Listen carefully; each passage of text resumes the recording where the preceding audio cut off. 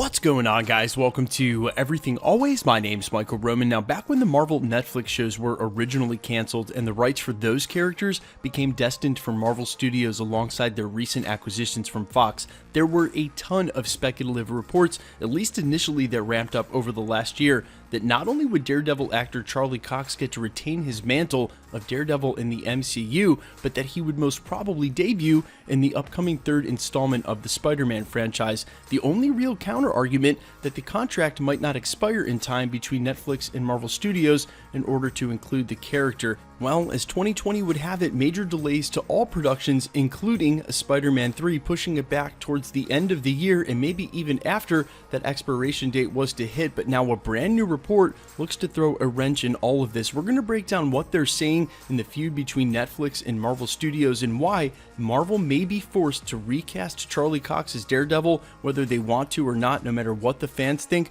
Like I said, we're going to break it all down. But first, if you could grab the subscribe button, we're giving away 2 PlayStation 4 Pros, as well as a whole slew of other Marvel related stuff, including this insane 1/4 scale XM Studios Beta Ray Bill, as well as our 3rd Infinity Saga box set. If you want to be entered to win, all you have to do, hit the subscribe button, then hit the notification bell, leave a like and a comment on this video, and if you want, stick around to the end of the video. We'll get into all the giveaway stuff again there. Now, as I mentioned moments ago in the prologue, and in case somehow you haven't heard it yet, the most ubiquitous rumor for all of Marvel's Netflix shows, of course, surrounded its most popular character in Daredevil, that Matt Murdock and Charlie Cox's iteration of the character that would show up in Spider-Man 3, because undoubtedly Spider-Man needs a lawyer, considering how well Mysterio pinned all of the attacks on him from Spider-Man Far From Home. And we had always made sure to mention throughout all those reports over the last year that, hey, you've got to write a script before you can film a movie, and that movie Spider-Man 3 should have been on set already filming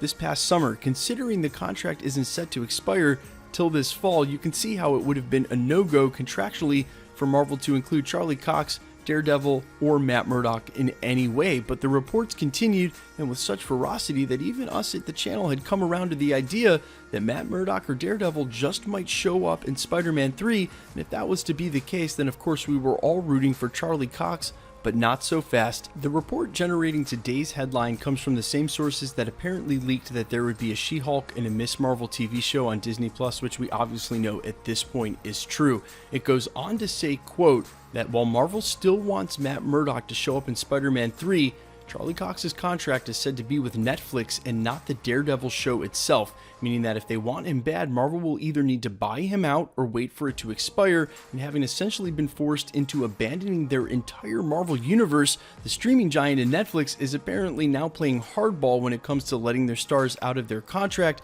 meaning for something that was already pretty complicated, it's not getting any less complicated anytime soon. Look, Marvel Studios had a huge decision to make on what they were going to do with all of the characters left over from all of these universes, Fox and Netflix alike, and it looked like in most cases recasting was very obvious, except for obviously when it comes to Deadpool, Ryan Reynolds, that's its own thing.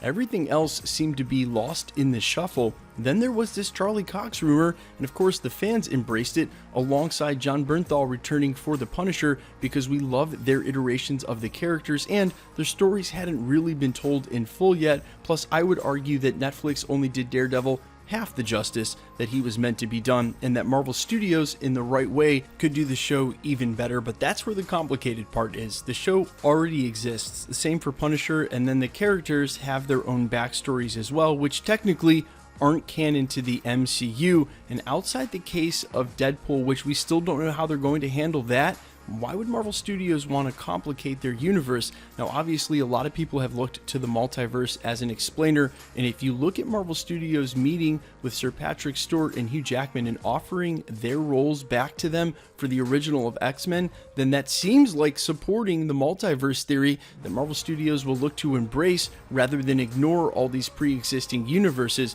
But on a case-by-case basis, for all of the characters, there are only really a couple that the fans want to see back in the MCU, Daredevil, Charlie Cox being one of them. Again, I just mentioned Jon Bernthal's Punisher, and of course Ryan Reynolds' Deadpool. So it could be the case that they sort of treat those characters different. Either way, you can see why Netflix is none too excited about letting any of their actors go. You have to remember, they wouldn't have let those shows go on their own. It was only because Marvel got the rights back from Fox and decided to fold all of their Marvel properties under Kevin Feige into Marvel Studios over at Disney that Netflix had to let go of these characters in the first place. So they're actually pretty upset about it, especially considering the approval ratings and from the fans were pretty high on, again, both the Punisher and Daredevil. But this article also mentions that Disney could just choose to buy the character out, and of course Netflix is going to ask for top dollar, but this is Daredevil and the Punisher we're talking about, not Spider-Man. It's not going to be some ridiculous billion-dollar number like we heard about back when Sony apparently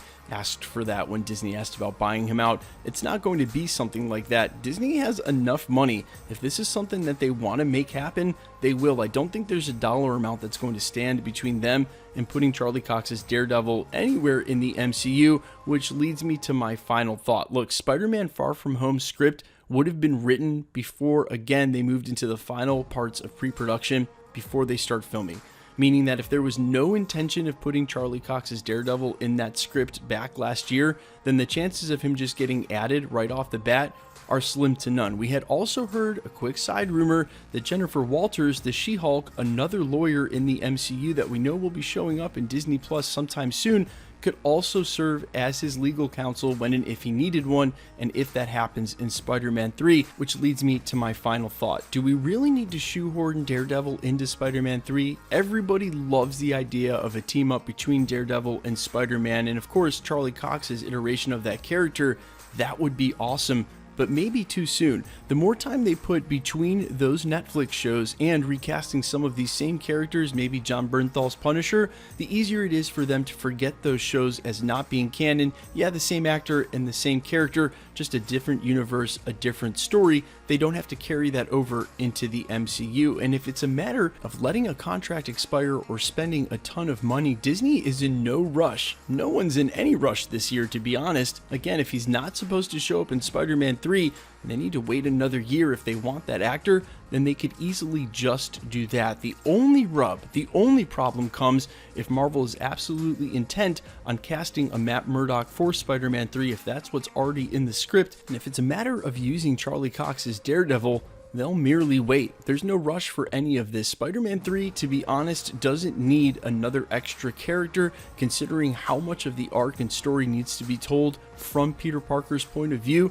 And I think shoehorning another character in like that we're not already familiar with adds this whole extra element of needing to provide his backstory and his expose in a way that might not fit the third installment for something like the very first Spider-Man franchise in the MCU. Guys, let me know all your thoughts down below. A, are you for Charlie Cox retaining the role no matter how long it takes? B, are you going to be ultra disappointed if there is no Daredevil in Spider-Man 3? And C, if it's not Charlie Cox and we have to get a brand new actor for Daredevil, who could you see playing the character? Let me know down below in the comments. I'm all ears as always. And quickly, let's get into the giveaway stuff before I let you go. We're still giving away 2 PlayStation 4 Pros, the next of which is at the 700,000 subscriber mark. A lot of you have asked, of course, we'll switch over to the PlayStation 5, but with the delays to technology this year, and especially the limits to pre-orders, we're not going to do that till we have them in hand here at the channel. So, in the meantime, PlayStation 4 Pros, the next of which at the 700,000 subscriber mark. All you have to do to be entered to win, hit the subscribe button, then hit the notification bell, leave a like and a comment on this video, and that'll automatically enter you to win all the rest of the prizes here at the channel, like this insane 1/4 scale XM Studios Beta Ray Bill. This is in no way an action figure at 30 inches, almost a full 3 feet. This is a museum quality, exquisitely sculpted representation of Beta Ray Bill, shipped internationally from XM Studios, who hold the licensing abroad, as well as our 3rd Infinity Saga box set, which we will give away at the holiday season at the end of the year. If you guys aren't familiar with these, they were limited to 4,000 in pre-order last year, sold out immediately, and have absolutely skyrocketed in value on the secondary market. It contains a version of each of the DVDs for all of the movies from the Infinity Saga, including digital codes as well.